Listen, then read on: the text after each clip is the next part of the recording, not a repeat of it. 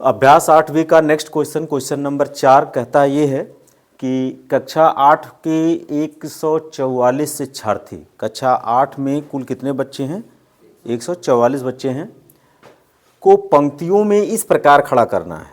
इन 144 बच्चों को असेंबली हो रही है, पंक्ति में लगाना है। इस प्रकार लगाना है, खड़ा करना है कि प्रत्येक पंक्ति में उतने ही शिक्षार्थी हों जितना कि पंक्तियों की संख्या। एक पंक्ति में जितने शिक्षार्थी, मान लो एक पंक्ति में 10 बच्चों को खड़ा कर दिया, तो प्रत्येक पंक्ति में उतने ही बच्चे हों जितने पंक्ति हों। अगर आपने 10 पंक्ति लगाया तो एक पंक्ति में 10 बच्चों की संख्या होनी चाहिए। आपने 15 पंक्ति बनाया तो प्रत्येक पंक्ति में 15 बच्चों की संख्या होनी चाहिए। अगर आपने 12 पंक्ति बनाया तो प्रत्येक पंक्ति में 12 बच्चों की संख्या होना चाहिए। अब समस्या यह है, हमें किसको खड़ा करना है? 144 बच्चों को खड़ा करना है पंक्तियों में, जिसमें पंक्तियों की संख्या और एक पंक्ति में खड़े होने वाले बच्चों की संख्या समान होना चाहिए। यह हमें पता नहीं है, तो हम मान लेते हैं, माना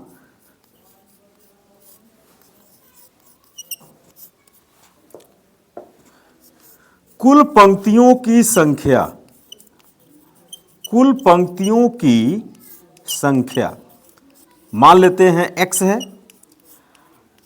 अगर कुल पंक्तियों की संख्या x है तो टोटल हमने कितना पंक्ति लगाया? x पंक्ति लगाया, तो एक पंक्ति में बच्चों की संख्या कितनी होगी? x ही होगी। अतः एक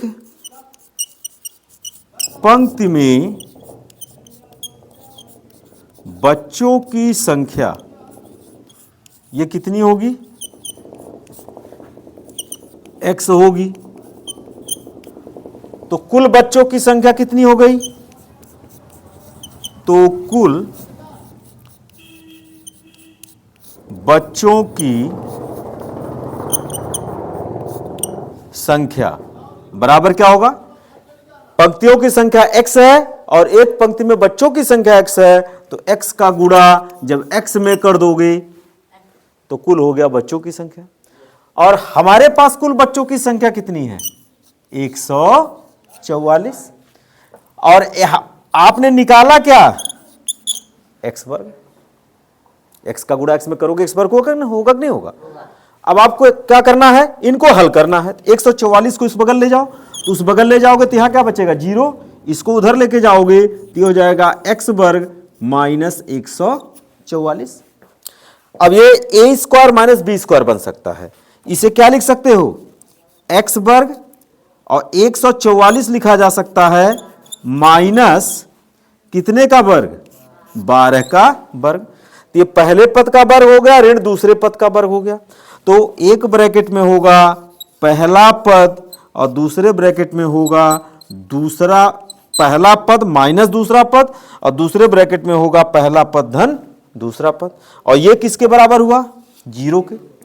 पुनः देखो, दो ब्रैकेट का प्रोडक्ट 0 के बराबर होगा है, तो या तो यह 0 होगा या तो यह 0 होगा। तो यहां पे लिखोगे अतः या तो x माइनस 12 0 के बराबर होगा या x प्लस 12 0 के बराबर होगा। जब x माइनस 12 0 के बराबर होगा तो x की वैल्यू कितनी आ गई? 12। और जब x प्लस 12 0 के बराबर होगा तो x की वैल्यू कितनी आ गई? माइनस 12। तो ये तो संभव नहीं है। क्यों नहीं संभव है?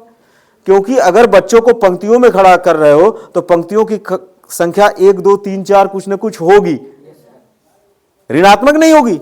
इसलिए पंक्तियों की संख्या कितनी हुई? 12। जो x का मान है यही सही मान है। तो उत्तर में आप लिखोगे कि अतः पंक्तियों की कुल संख्या कितनी हुई? 12 हुई। तो उत्तर में क्या लिखोगे? अतः कुल पंक्तियों की संख्या कितनी हो गई? 12। इसी क्रम में इस एक्सरसाइज का जो 5वां क्वेश्चन कहता है, किसी संख्या का वर्ग का 3 गुना, कोई संख्या है उसके वर्ग का 3 गुना 192 है। कहता है संख्या ज्ञात करिए। तो इसके हल में हम लोग क्या लिख लें? पुनः हम लोग मान लें, माना वह संख्या क्या है? वह संख्या x है, तो संख्या का वर्ग कितना होगा? संख्या का वर्ग, बोलो, संख्या का वर्ग, संख्या का वर्ग माने x का वर्ग हुआ। प्रश्नानुसार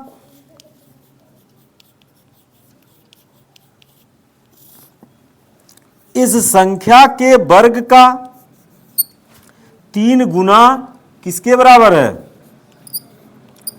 192 के बराबर है। तो 3 into X square is equal to कितना हो गया? 192 हुआ।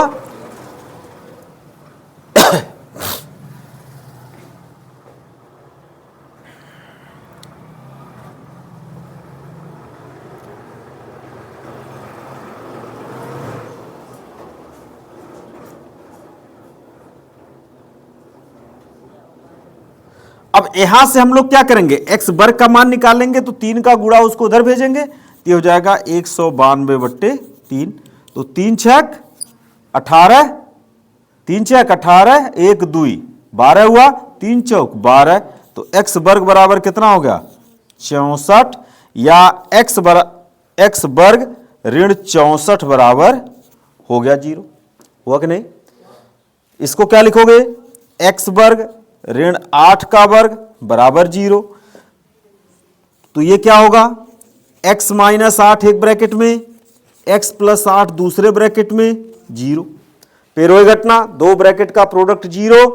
तो या तो x माइनस 8 0 के बराबर होगा, या x प्लस 8 0 के बराबर होगा।